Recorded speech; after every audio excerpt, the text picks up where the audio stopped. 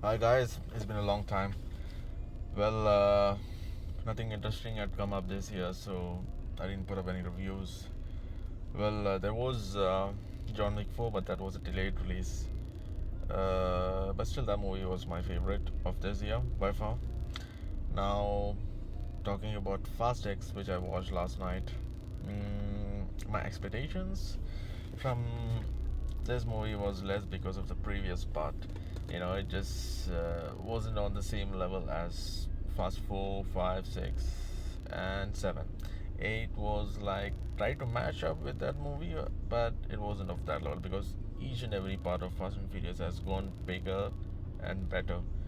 But Fast 8, I felt it was on same level, like trying to catch up, with that flow of that previous parts. But Fast 9 was more like, throwback, like flashbacks and all this stuff. For me, as a Fast fan, I liked it, but it wasn't my favorite in the Fast series. I would keep it like somewhat close to Fast 2 and Fast 3, which are totally not my favorite films. Uh, but also, Hobbs and Shaw was actually made better than Fast 9. So this is what kept me away. I mean, kept my expectations lower for the latest entry, Fast X. Now I watched this movie and I really enjoyed it. I felt it was back on track and much better than the ninth part. Everything is on track. Like the direction is something new. The director of Transporter has given a new direction, and he has brought it back on track with the best of Fast series. Not as great as Fast 5, but still on the level of 6, 7, and 8. The action department, I would like to tell you, is like each and every sequel has the stunts gone bigger and better. But I feel the last two parts, like not last two, last three.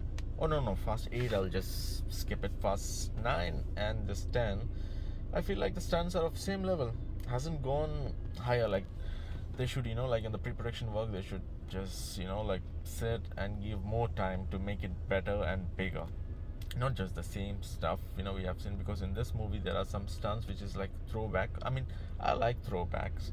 I mean, but there are like two big throwback sequences which I enjoyed, but still, you need more inventive ideas on the terms of stunts. uh, and there were like two scenes which I felt like were needed. That was with this Ludacris and the other guy. So there are so many returning characters. There is Jason Statham. There are dead people from the past coming back, which is again, uh, better for the theater audience. I mean, for the fans.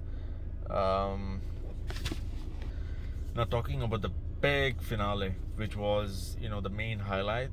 I felt it was explosive. It was much better than the previous part, and it ends on a cliffhanger. Which makes you wait harder for the next two parts, because when Diesel said in his last interview that it's gonna be a three-parter, so I'm really excited for it. And there's a mid-credit sequence which is exactly similar to the one in Fast 6, Jason Statham entry. And I think, as everyone knows, uh, Dwayne Johnson, he makes a return, and that makes the franchise even more exciting for the next two parts. So, as Vin Diesel said, he needs to be back in this series, and he's back somehow. I don't know how, but he's back, which is really great. Great for the story as well. And Jason Momoa, I mean, this guy is crazy in this movie. I mean, he is like Joker level, I would say. Not Joker level, but somehow he's the Joker of this series. The best villain, as far as I remember. I don't remember. I mean, yeah, Jason Statham was also the best villain of this franchise. I would keep him as good as Jason Statham. Jason Statham was the villain in Fast and Furious 7. So yeah, he's on that same level, or even better. Also, Jason Statham, is very surprising to see Jason Statham play his character like different from each and every part, like be it the previous part or next part, he's playing differently, completely different. So that is something about him I liked in his character, the got show. And yeah, that's it. That's what I thought about this movie. Now, as a fan of the series, I'll give this movie a rating of 4 stars out of 5. Take care.